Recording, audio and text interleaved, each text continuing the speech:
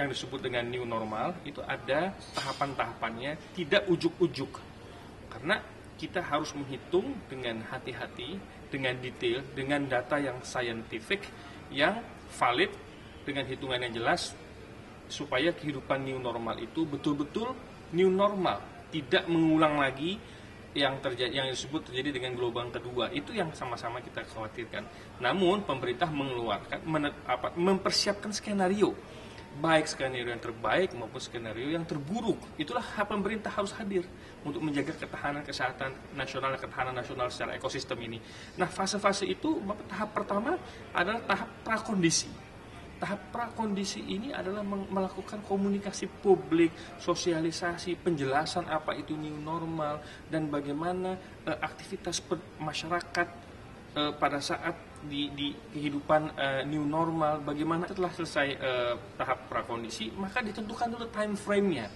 Time frame-nya ini kapan akan dimulai, kemudian aspek-aspek apa yang menentukan untuk memulai, siapkan formulasinya dari aspek epidemiologi, melihat tren penurunan kasus terkonfirmasi positif dalam waktu 14 hari secara berturut-turut.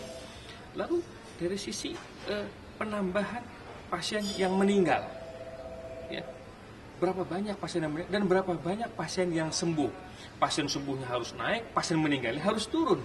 Sisi surveillance, public health itu juga dilihat seberapa banyak PCR yang sudah dites secara masif kepada masyarakat. Itu bukan pembukaan massal. Itu yang kita pahami. New normal bukanlah pembukaan massal di mana kita sebebas-bebasnya beraktivitas sebagaimana sedia kala, tidak. Tapi pembukaan secara sistematik, terukur, bertahap, berkelanjutan, dengan produktif dan aman untuk menjamin semua sektor-sektor itu bisa berjalan dengan tumbuh baik. Bukan setiap hari dengan detail angka-angka yang terkuantifikasi dari aspek epidemiologi, epidemiologi, public health, dan faktor-faktor lain yang juga melihat karakteristik masyarakat di suatu tempat. Masifnya tes PCR yang dilakukan oleh suatu daerah. Semakin banyak tes PCR, itu semakin baik untuk melakukan yang disebut dengan containment, delay, dan mitigation. PCR naik mengakibatkan semakin terbukanya data itu. Yang kedua, ada juga kemungkinan lain seperti terjadinya ketidakdisiplinan masyarakat. Begitu pembukaan, masyarakat melihat ini sebagai pembukaan massal, sehingga orang rame-rame keluar dari rumah berinteraksi seolah-olah semuanya sudah normal.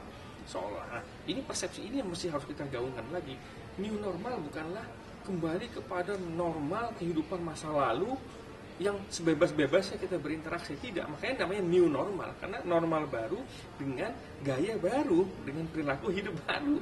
Kenapa angkanya besar? Bisa juga karena faktor pada masa yang lalu kita laboratoriumnya kurang. Sekarang laboratorium ditambah, sehingga membuka informasi secara luas bahwa ada penambahan jumlah pasien yang terkonfirmasi. Nah, isunya bukan soal penambahan isunya, tapi soal bagaimana manajemen kita untuk mengatasi penyebaran perluasan COVID-19 itu. Jadi komunikasi publik yang intensif, di mana pemerintah menjadi motornya, menjadi role model, contoh, dan melibatkan komunitas. Jadi community base itu menjadi bagian yang sangat terpenting dalam era sekarang. Tidak bisa pemerintah berjalan sendiri dengan tangan. Hanya itu caranya untuk antisipasi gelombang kedua. Juga daya beli masyarakat juga tidak boleh. Daya beli masyarakat itu juga harus kita jaga supaya stabil semua di masyarakat, sehingga masyarakat optimis, waspada, hati-hati, aktivitas tetap jalan. Nah, disitulah kita bisa mencegah gelombang kedua. Bahwa pemerintah daerah sudah menyelesaikan menjadi mediasi yang baik bagi semua pihak ya. Pusat sudah menyiapkan guidance-nya secara umum, protokol secara general juga sudah disiapkan oleh pemerintah pusat. Daerah bisa menjalankan sesuai dengan karakteristik di wilayahnya. Kalau terjadi masalah, pemerintah daerah bisa menyelesaikan. Nah, namun kalau itu ada hal-hal yang perlu disupport oleh pemerintah pusat akan mensupport kebutuhan. Apakah itu public figure ataupun tidak public figure, tentu punya sudut pandang untuk mengatasi permasalahan COVID ini.